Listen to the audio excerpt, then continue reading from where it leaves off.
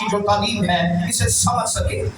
11ویں آیت کہتا ہے پھر میں نے کیا دیکھا، ایک تخت ہے اور تخت کے سامنے دیکھا تو تخت کے اوپر وہ بیٹھا ہے جسے ہونا چاہیے، اور میں نے کیا دیکھا کہ زمین اور آسمان اس کے سامنے سے بھاگ گئے۔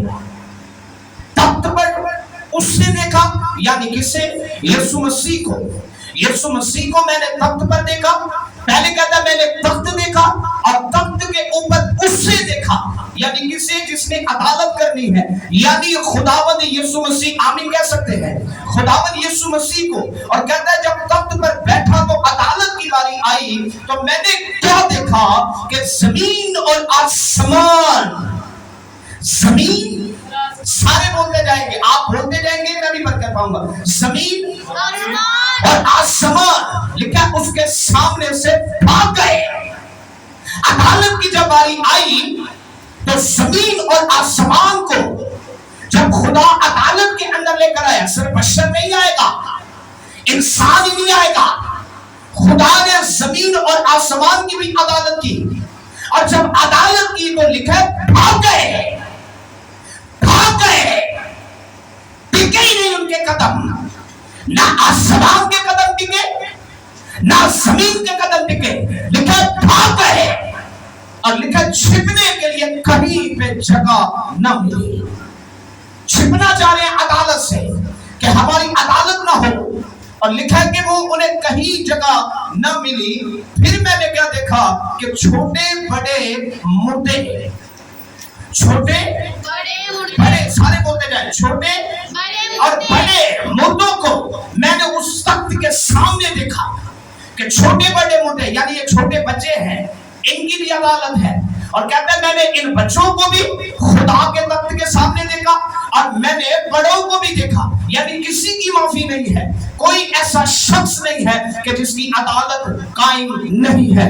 آسمان کی عدالت ہوگی، زمین کی عدالت ہوگی، سیاروں کی عدالت کرے گا، بشر کی عدالت کرے گا، اور لکھا جب انہیں عدالت کے اندر لے کر آیا تو میں نے کیا دیکھا، چھوٹے بڑے مردے عدالت میں ہیں، عدالت میں ہیں، اور لکھا کہ دیکھو کتابیں کھولی گئی، کتابیں کھولی گئی، اور پھر ایک اور کتاب کھولی گئی، یعنی کتاب حیات۔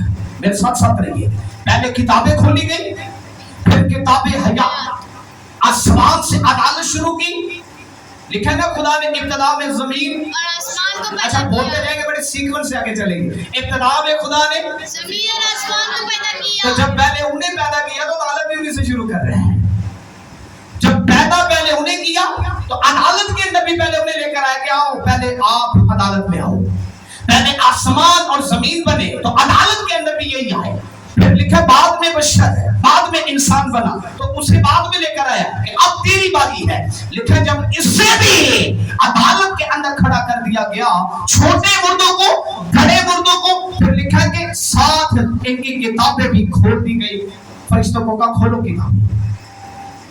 کتابیں بھی کھولو۔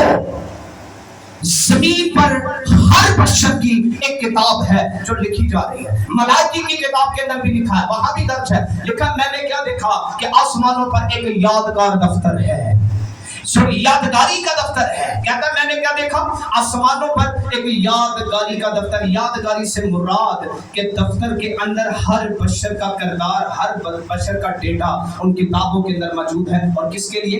یادگیری کے لیے، یادگاری کے لیے، عدالت کے دن کے لیے تمام بشر کا ڈیٹا وہاں موجود ہے۔ وہاں آفس ہے، آسمان پر دفتر ہے، ایک سیٹ اپ ہے،